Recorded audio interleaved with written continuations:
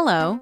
Welcome to another installment of the Central American Group's podcast, in which experts discuss topics related to doing business in Costa Rica, El Salvador, and the rest of the region. Hello. Welcome to another episode in our continuing series of discussions with individuals that are expert in various aspects of doing business in Central America. Today, we're fortunate to have Ariel Andrade with us. Ariel is a former ambassador from El Salvador to India, and he's going to speak a little bit about India's trade relations with Central America. Welcome to our podcast, and how are you today, Ariel? I'm fine, thank you, Stephen, and I'm very happy to be here with you today to talk about India. I'm not very experienced in this podcast tool, but I hope everything goes well. So please help me with this. Okay, since you're someone who has vast experience with India, perhaps you can tell us why in recent times India has become relevant on the world stage. Okay, as I was saying, I'm passionate about India, and the reason why India is become very important in the world now is there are several reasons for that. But if you allow me, I will focus on some points that I think are the most important in terms of doing business. So, first of all, I would say that size and location is very important. India is by far, by now, the 7th largest country in the world. Has almost 3 million square kilometers. And of that land, 25% are forest. So imagine how many biological resources they have in those reserves. Also, they have more than 300 square kilometers of exclusive economic zone in the Indian Ocean, which happen to be one of the most important oceans in terms of trade routes. Imagine in that ocean, 80% of the world seaborne trade oil is in transit. And also India is the 3rd most important country in the world in terms of fishery. So being there and by the size is a very important reason. Second, size of the population. By now, India is the 2nd most populated country in the world. They have almost 1,382 million persons. But they are growing each year by 16.6 million persons. So imagine in comparison with the population of Central America, we are roughly about 50 million. So in 3 years, the population of India, only the new population of India is almost the same than in Central America. By 2021 or 2022, India will be more populated than China. So that's very important in terms of the workforce. If that is a very important result for India. Also, I must appoint that middle class in India is growing. They jumped from less than 30 million in 2010 to around 300 million middle class population. So it's a growing market and a very important market in terms of consumption. And it is expected that by 2030, that market will be 650 million. So important to have that in mind.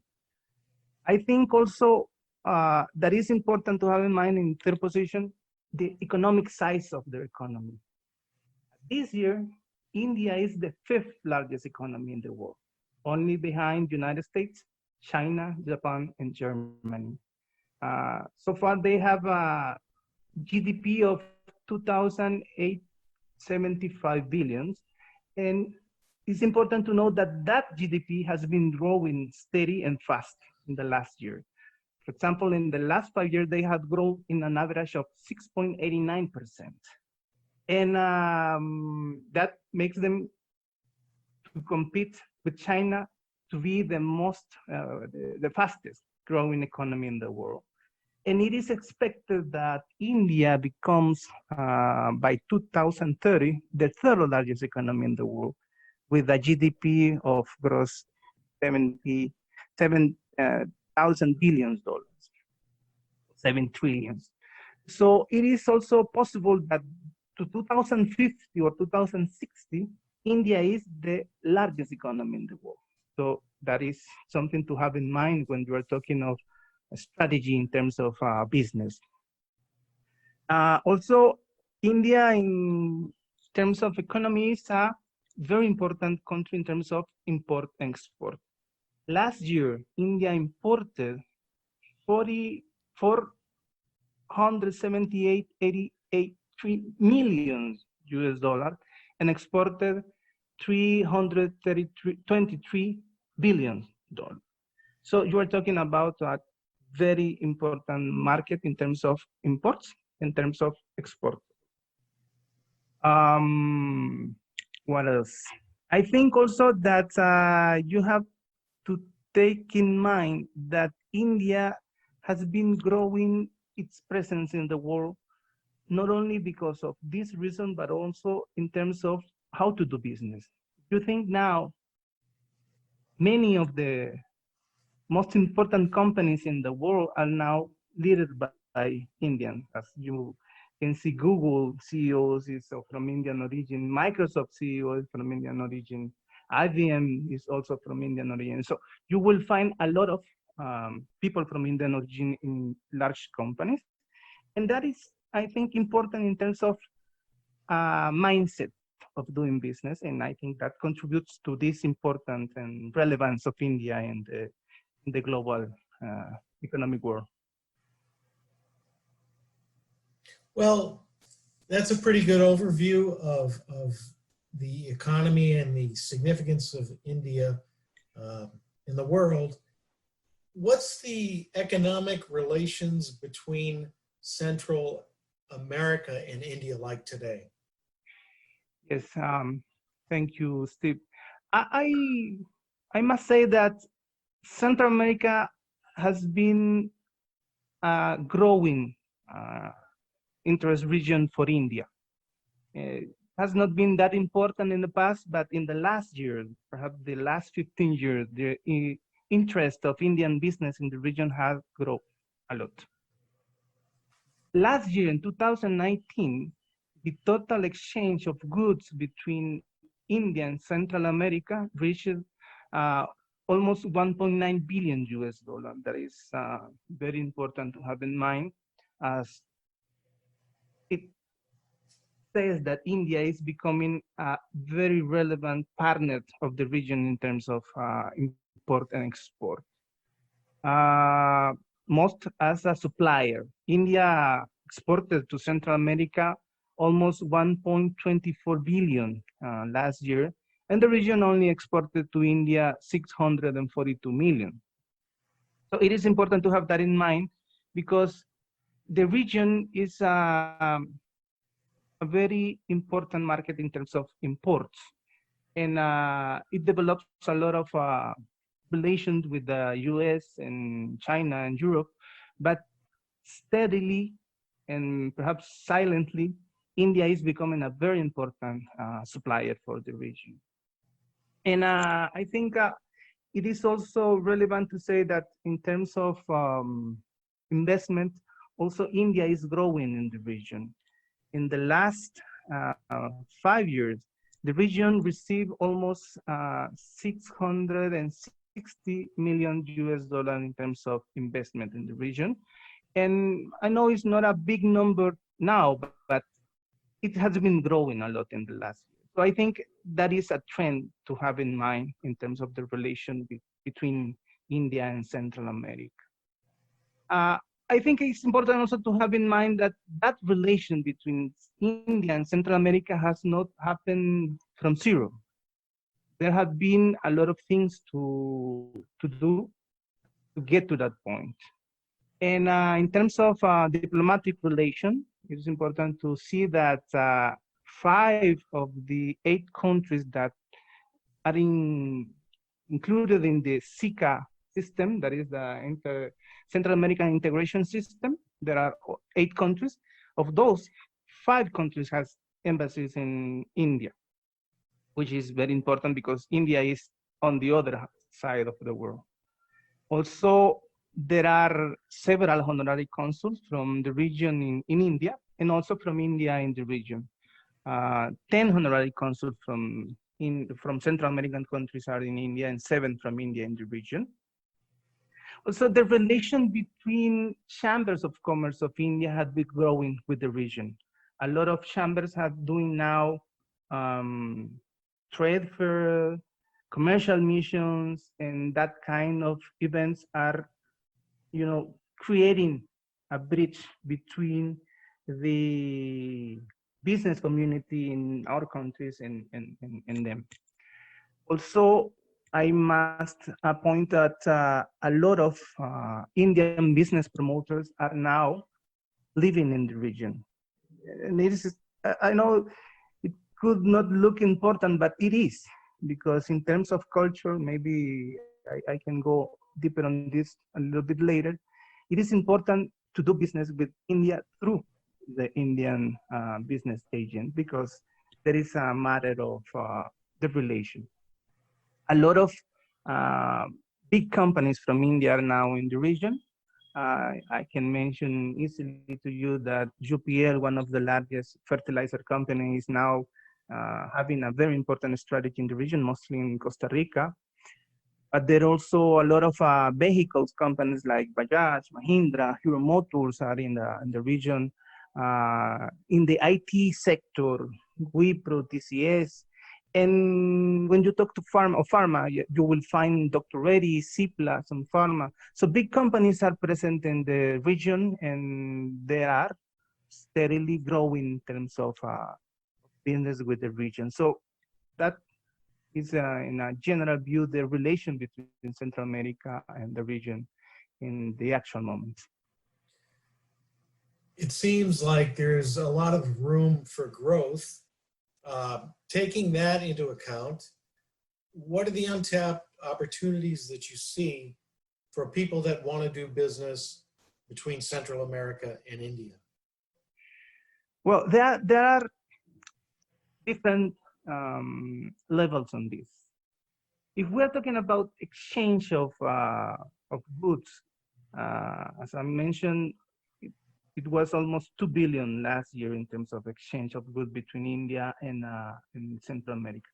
But if you take different measures, like, for example, ITC, International Trade Center, has a very important tool called Export Potential Market.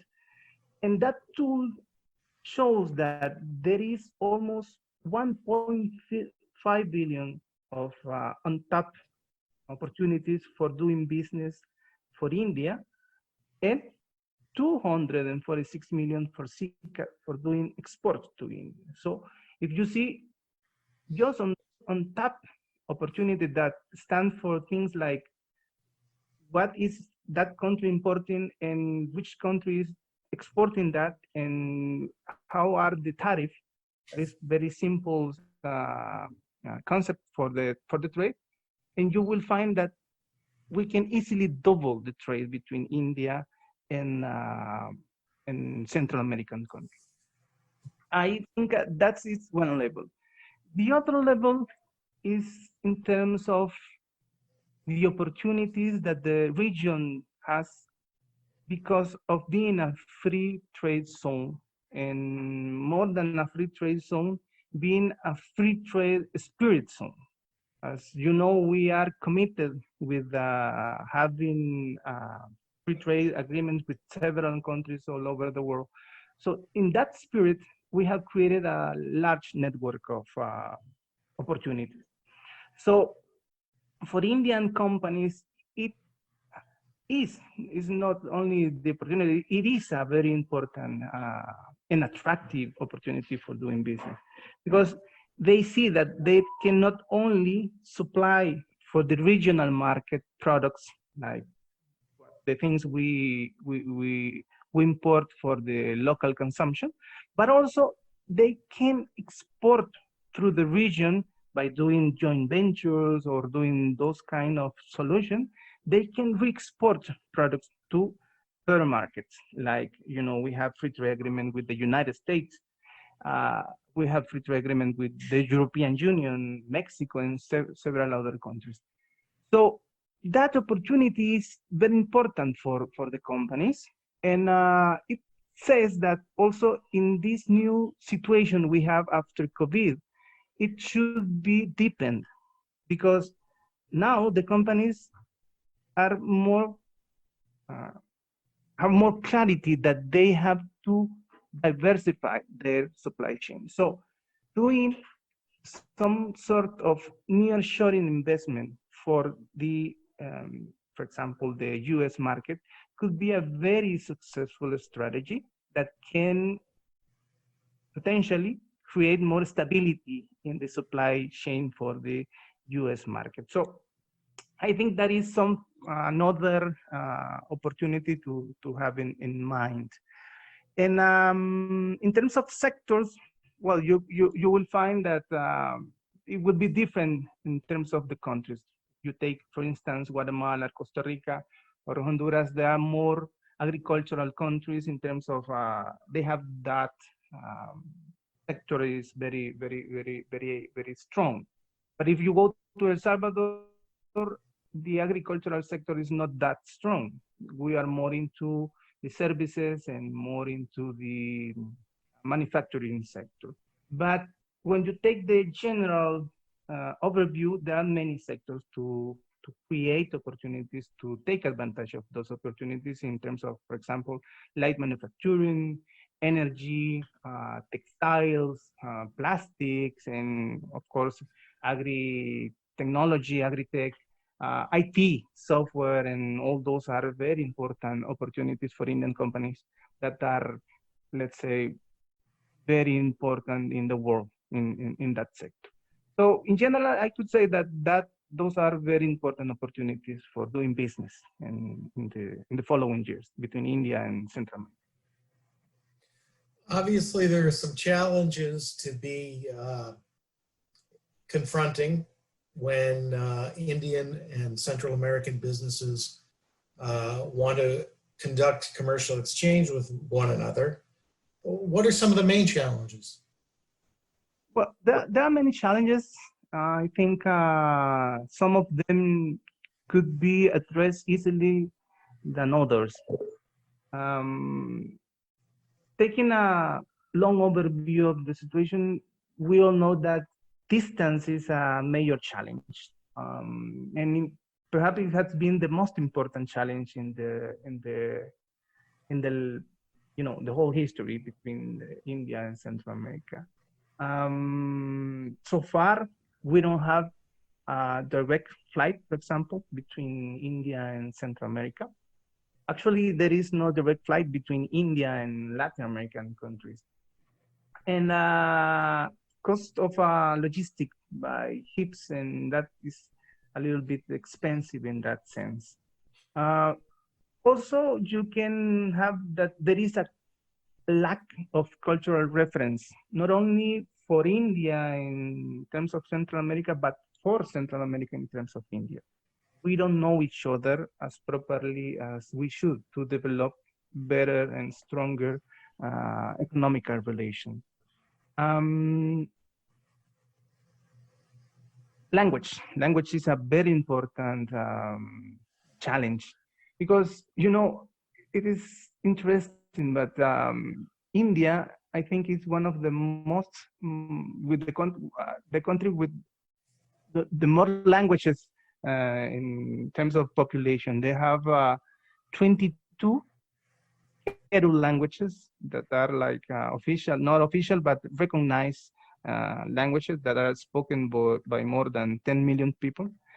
But they have more than 1,500 dialects that are spoken all over the country. So in terms of business, you speak English, but if you are going to deal directly with the culture, then you have a challenge. And on the other hand, we have the issue with the English. A lot of people in Central America do speak English, mostly in the business sector, but sometimes when you go to the common people, there is a lack on that.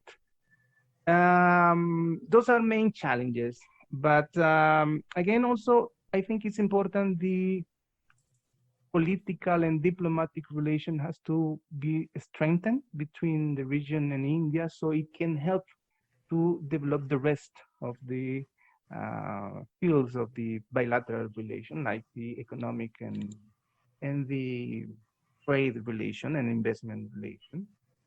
We also need to understand how Indians do business. There is a particular culture of doing business. When you go, for instance, if you go to a market in India by yourself, Steve, you will find out that that's the land of the bargaining. You have to learn to bargain and to bargain in a very intensive way because that's how they do business. And sometimes for our companies, that's difficult, because we do bargain, but we don't bargain the way they do. So this is a small example. Again, as I was saying or mentioning, that the relation with Indian business agents is important because most of the Indian companies feel more comfortable talking with their national to do business instead of doing directly business, and that is important. So that's why they use a lot of the trade and commerce and industry chambers to develop the relation with the countries. So as a region, we have the challenge to create more linkages between our chambers of commerce and Indian chambers of commerce, not only in terms of national level, but in state level. India being such a vast country with such a huge population cannot be addressed only as a country. We have to see it as a hub of several important cities that can be as big as any of the Central American countries. For instance, Mumbai, being the economic capital of India, has almost 15 million people living there. So imagine just a city has almost double the population of El Salvador, for instance. So we have to develop that kind of relation on that kind of level, state level, because that's where the business happens. So I think those are the most important challenges to have in mind while doing business with Indian companies. We, quite notably, when we look at the traffic that our website, thecentralamericangroup.com, gets, surprisingly, we get a pretty steady stream of visitors coming from India. Yeah. So I'm hoping that this information and you introducing yourself to this audience can produce benefits for both of our organizations. Yes. Because this is the case, could you please tell any contact information that people who may be looking and visiting our website from India can use to get into contact with you? Do you have a website, for instance? Yeah, sure. How might people communicate with you? Yeah, sure, Stephen. Thank you. My email is arielandrade@108ca.com. And I'm part of a company called Grupo 108, that stands for Group 108. And our website is 108ca.com. So any person who wants to get in contact with us can write me there, and we can go deep on these topics we have discussed today. And you know, Steve, I find very interesting that there is a lot of web traffic on the web of Grupo Central American Group, and I think that is an example of I was saying about the interest that the region is getting in India in the recent years. And I think it's not only because we have these opportunities we have been saying about nearshoring investment and that kind of things, but also in terms of culture. You know, the north side of Central America, we are the Mayan cultures. And there is some understanding on the Indian side that there should be a relation in past stages of civilization, the Mayan civilization and you know, the Vedic civilization that developed in the Indus Valley River. So some people have that interest and find out which are those links in terms of culture and in terms of knowledge between the two regions. So that's why I created this company, Grupo 108, because, you know, 108 is a very important number for them. They see this number as a sacred number. And for us, the Central American and Mayan culture people, the number 9 is very important. But if you see 108, if you add 1, 0, and 8, that is 9. And 9 is the number of the Mayan civilization. So there is a linkage. So that's why I had that number, and I find very interesting to people knows it. It's a very interesting numerology. Yes. Thing I'm going to do for the listeners, in the body, we include a transcript to this discussion under the audio file, and we'll put links to your website, a link to your LinkedIn page, and also we're going to put your email in the text so that everybody will have the opportunity to speak to you just like we have. Yes. I want to thank you very much for joining us today. We wish you a very nice rest of the week, and thank you again for joining us today. Thank you, Steve. It's been a pleasure for me, and I hope to develop a more deep relation with you in the future, and perhaps having some other discussions here and in some other place. Thank you. Bye-bye. Thank you for listening. Sign up to receive the Central American Group's quarterly newsletter by visiting www.thecentralamericangroup.com.